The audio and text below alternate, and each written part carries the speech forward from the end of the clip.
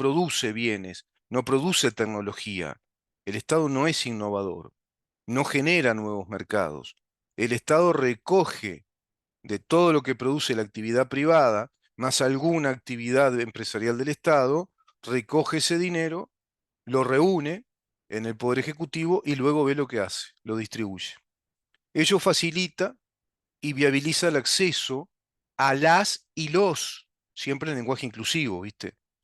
Ello facilita y viabiliza el acceso a las y los integrantes de la sociedad a los productos del desarrollo que el país genera. Es decir, vamos a traducirlo, todo lo que el país genere le tenemos que sacar más guita, cobrarle más impuestos, ¿para qué? Para darle plata, asistencialismo a las y los que no saben trabajar, que no se educaron, que viven en Bavia, porque no se entiende cuál es la necesidad de más acceso a los bienes y servicios desde el Estado fortalecido, si el acceso a los bienes y los servicios lo lográs cuando te formás, te preparás, estudiás para ingresar al mercado laboral. Y se terminó el cuento. ¿Quiénes son los que necesitan más acceso y más bienes y servicios que sean dados desde el Estado? Asistencialismo. ¿Qué es lo que justifica que el Estado se fortalezca más? ¿Qué justifica que lo que produce la sociedad, es decir, el esfuerzo tuyo, el mío, el que se levanta todas las mañanas a las 6 de la mañana, a las 7, otros antes, abren el negocio, otros se ponen a producir, a estudiar, a escribir, a armar su empresa, a organizar la tarea del día, todos los santos días trabajando, de pronto 8, 9, 10, 11 horas, pagando todos los impuestos? ¿Qué es lo que justifica que te saquen más y más y más plata? Incluso hasta que te roben, ¿no? Lo que has ahorrado durante tantos años como pretende el PCNT. Bueno, el Frente Amplio ha desarrollado, te dicen luego así de modo descarado, el Frente Amplio ha desarrollado la cultura de la interinstitucionalidad. Utilizan estas palabras, vamos a decir, elegantes o suavizadoras de una realidad cruenta, ¿no? Porque en verdad para mí de elegante no tienen nada, pero son expresiones que pretenden ser circunvalatorias, más sofisticadas, tecnicistas, y a eso se le dice, digamos, eh, eufemismos, ¿no? Hablar con eufemismos es hablar con una retórica que tiene la pretensión de ser alambicada, elegante, indirecta, con eufemismos, ¿no? De pronto no es lo mismo decir esto está muy mal a esto carece de las bondades necesarias. ¿Viste? Te suena distinto y te está diciendo lo mismo, pero te confunde, no te dice claramente lo que sucede en la realidad, no hace referencia directa a lo que la realidad es. Esto no está ocurriendo de la mejor manera posible. Entonces te quedas con una idea vaga, pero en verdad cuando te dicen esto, lo que está sucediendo está muy mal, esto en verdad no responde a la verdad o al bienestar de la sociedad. El Frente Amplio ha desarrollado la cultura de la interinstitucionalidad, tanto desde los instrumentos públicos como desde los ejecutados con las organizaciones privadas y de la sociedad civil. Interinstitucionalidad, sindicatos y gobierno. Cada uno de los sindicatos del PCNT introducidos en el Estado a través de esa ley de los convenios colectivos de las que yo le hablé, promulgada en el 2009, una ley inconstitucional, inclusive sin valor jurídico y legal. No tienen valor porque respecto a los funcionarios públicos, como claramente lo establece la Constitución, los funcionarios públicos de carrera de la Administración Central, los funcionarios públicos de los servicios esenciales, como la policía, el ejército, la salud, bomberos, educación, no tienen por qué cogobernar, no tienen por qué interceder a través de sindicatos, porque son funcionarios que se deben a la función y están sometidos a una jerarquía superior. Están bajo el mecanismo de la subordinación directa de las jerarquías del Estado para cumplir con sus funciones esenciales. Eso es lo que está estableciendo el artículo 58 cuando nos explica que el funcionario es a la función y no la función al funcionario, y que está prohibida cualquier tipo de actividad proselitista. Pues acá hablamos con total naturalidad de que la policía tiene sindicatos. Ayer escuchaba en un programa de radio plantear que habían inconvenientes respecto a proyectos de los allanamientos nocturnos y la seguridad, porque hay sindicatos de la policía que no están de acuerdo y otros que sí. Cuando no se dan cuenta que la policía no tiene que tener sindicatos. ¿Cómo va a tener sindicatos la policía? Que es uno de los principales servicios esenciales del Estado que le dan razón de ser, el orden público.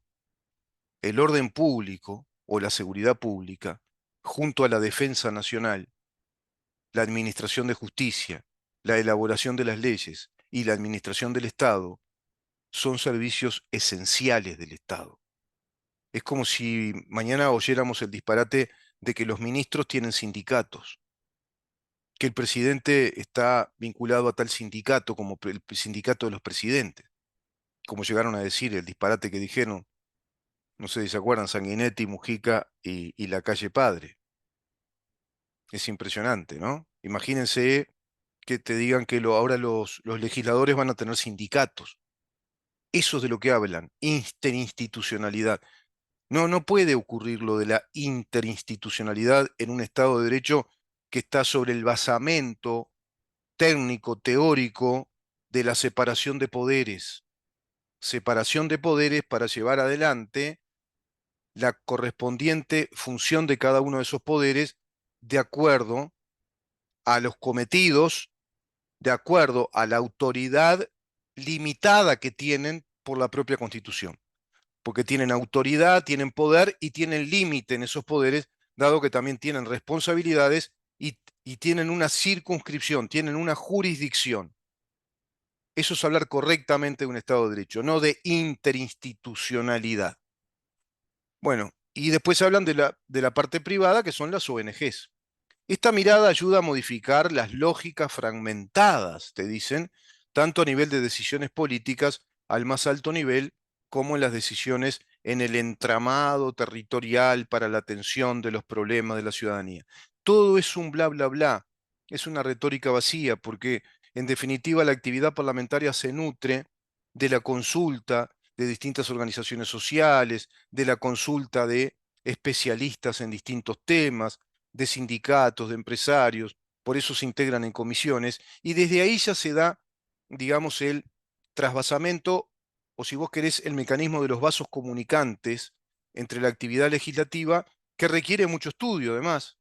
Si sos legislador, te tenés que dar al estudio realmente del acervo legislativo que tenemos, de la tradición legislativa, de la estructura del Estado, y tenés que estudiar derecho, además, y tenés que estudiar finanzas, y tenés que estudiar historia política, y tenés que estudiar economía para poder legislar como corresponde y para saber preguntar a tus asesores incluso.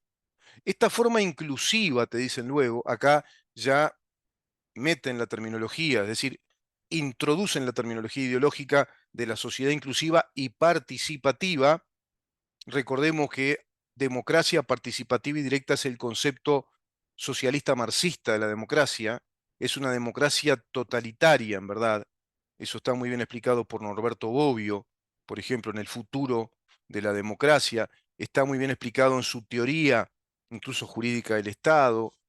Te lo explica muy bien también Friedrich Hayek, pero lo encontrás en los propios documentos marxistas, como en el manifiesto, en los estudios de Slavoj Zizek, un doctor en filosofía y sociólogo, que explica esto en condición de comunista, de marxista crítico, te explica de qué se trata cuando se habla de la democracia participativa y directa, que es la democracia que concibe el modelo totalitario revolucionario del socialismo como una idea de lucha de clases y como una idea de una sociedad ideológica totalitaria que va a erradicar al sistema representativo, es decir, el sistema de los tres poderes y la democracia sustentada sobre la base de la actividad legislativa. Pretenden tirar abajo, por eso insisten con lo de la interinstitucionalidad, la transversalidad, el entramado territorial, pretenden dar una idea de globalización de la sociedad como un todo, como una especie de entretejido complejo, y terminan hablándote de una sociedad de crónicos debates y de discusiones que solo van a estar establecidas desde el Poder Ejecutivo de acuerdo a estos planes refundacionales ideológicos del país. No es hablar de cualquier tema, es hablar de estos temas que van a estar en la agenda de las nuevas políticas de Estado. Esta forma inclusiva y participativa de implementación de las responsabilidades estatales genera el fortalecimiento del entramado comunitario, o sea, viste la terminología comunitario, en función de los aportes que realizan quienes integran las comunidades locales, acciones prioritarias. Parece que estuviéramos leyendo los documentos que eran los prolegómenos de la Constitución cubana. Hablaban en estos términos. Todo esto está muy alejado de los principios jurídico-políticos de nuestro Estado de Derecho, de nuestro modelo democrático representativo, de la terminología constitucional, de la terminología de nuestro derecho administrativo, de la terminología de nuestro derecho financiero. Está muy alejado de la terminología de nuestra tradición jurisprudencial, de nuestra doctrina jurídica, muy alejado. Esto es un modelo clásico, prácticamente clásico, del comunismo como un Estado participativo, democracia directa, sobre la base de políticas concentradas en el Poder Ejecutivo, políticas económicas, financieras, culturales, y todo redundando en un modelo ideológico cultural, no científico.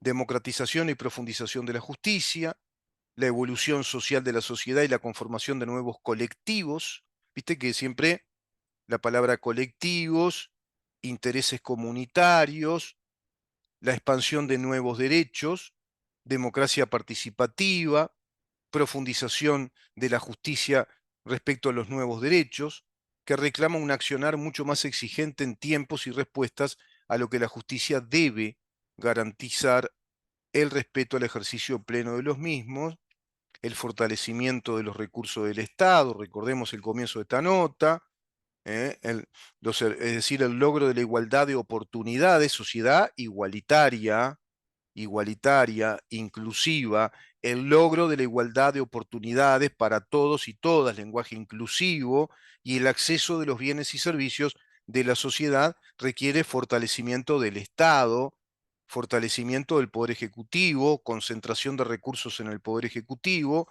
para desplegar una política económica asistencial respecto a todos y todas aquellos que son parásitos del Estado, y el logro de igualdad de oportunidades, sociedad igualitaria. ¿Vieron cómo se va desglosando y decodificando el lenguaje neomarxista? Todo esto es el neomarxismo o el marxismo cultural del que yo hace años les vengo hablando y comentando, y este es el neomarxismo revolucionario, el marxismo cultural revolucionario, desde el populismo revolucionario que se instaló en el Foro de San Pablo, como hace años que les vengo advirtiendo. Fortalecer en materia de justicia, por ejemplo, en materia de justicia penal, este programa del Frente Amplio plantea fortalecer el modelo acusatorio, considerando la eventual creación de una Defensoría General de la Nación, así como otras modalidades de prestación de los servicios legales para grupos vulnerables. Siempre tienen la idea, están introduciendo la idea de grupos vulnerables, de colectivos vulnerables y de todos y todas las que requieren igualdad de oportunidades. Siempre están dando la idea de un gran conglomerado social de marginados, de una sociedad de marginados, porque hay una sociedad estereotipada que los margina. Esa es la retórica, esa es la narrativa que instalan, que no obedece a la realidad. Esto no tiene ningún sustento en datos concretos de la realidad, en datos duros de la realidad, no hay sustento respecto a este tema. No hay una sociedad marginada por la condición de raza, de etnia, de género, te dicen ellos, es decir, de sexo, o de transgénero, o de migración. Los inmigrantes acá, venezolanos, cubanos que han venido, de Costa Rica también, de República Dominicana, están todos muy integrados a la sociedad uruguaya. O sea, muchos sacaron ciudadanía legal, hace años que están, van a votar, están advirtiendo de que no cometan el error que se cometió en Venezuela, los venezolanos, montón de cubanos que están advirtiendo que no se cometa el error de seguir estas ideas comunistas porque ellos se escaparon de eso mismo, están integrados acá, trabajan, es decir, no hay ninguna segregación. Y los que están segregados son porque de pronto se autosegregaron, no quisieron estudiar, se dedicaron a otro tipo de actividades, se dieron a la droga, yo qué sé. Que hay pobreza, no cabe duda y que hay que mejorar aspectos de la pobreza, claro. Pero el sistema educativo que el Frente Amplio instaló, ideológico y de pésima calidad, incluso pésima calidad docente, mal formación docente, adoctrinante, ideológico, generó una enorme deserción y esa población marginada está marginada por el fracaso de los gobiernos del Frente Amplio. El propio Frente Amplio es el que generó marginalidad cuando tenemos altísimas tasas de deserción. Entre los años 2015, 16, 17, 18, se llegó a guarismos escandalosos de prácticamente el 60% de deserción estudiantil en los ámbitos, digamos, en el contexto de la educación más básica, en los primeros años de la educación secundaria. Y a su vez, claro, deplorando el sistema educativo, desarrollando pésimos sistemas horarios, docentes con muy baja calidad docente, un sistema doctrinario, ideológico, cultural y no científico, antiguo, anacrónico, bueno, desestimuló a generaciones enteras que desertaron del sistema educativo, otros quedaron mal educados, en el sentido literal, con educación muy ideológica, cultural, y han deplorado a nuestra sociedad durante muchos años, marginando desde las políticas educativas que el Frente Amplio desarrolló. Amén de todo lo que nos robó la desfinanciación de un mundo de empresas monopólicas del Estado. Hay que desfinanciar a empresas monopólicas como ANCAP. Hay que fundir así de modo abrupto Pluna. Hay que desfinanciar a OCE y a UTE porque tenían que financiar a la desfinanciada ANCAP.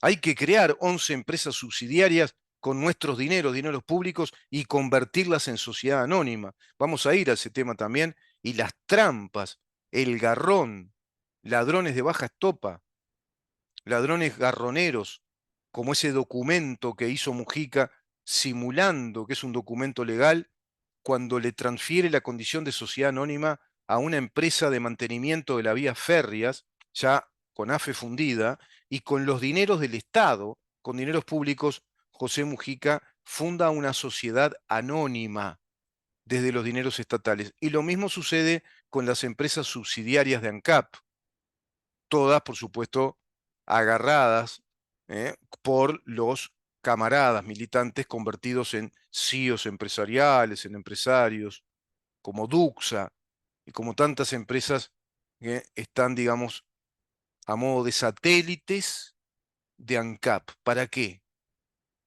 Todo eso es la interinstitucionalidad. Todo eso es la transversalidad de la interinstitucionalidad y el tramado social también.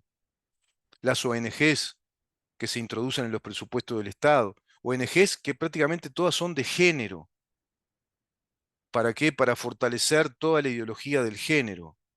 Y acá precisamente hablan de eso, de poner énfasis en las víctimas del delito de la violencia basada en género y de la criminalidad organizada, e impulsar la creación de un Ministerio de Justicia y Derechos Humanos. Vamos a una pausa, continuamos, vamos a recibir al doctor Conrado Rodríguez seguramente para conversar un poco de esto, pero seguir hablando con él de esa enorme tragedia en puerta que tenemos, que es el plebiscito del PIT-CNT. Quédate ahí.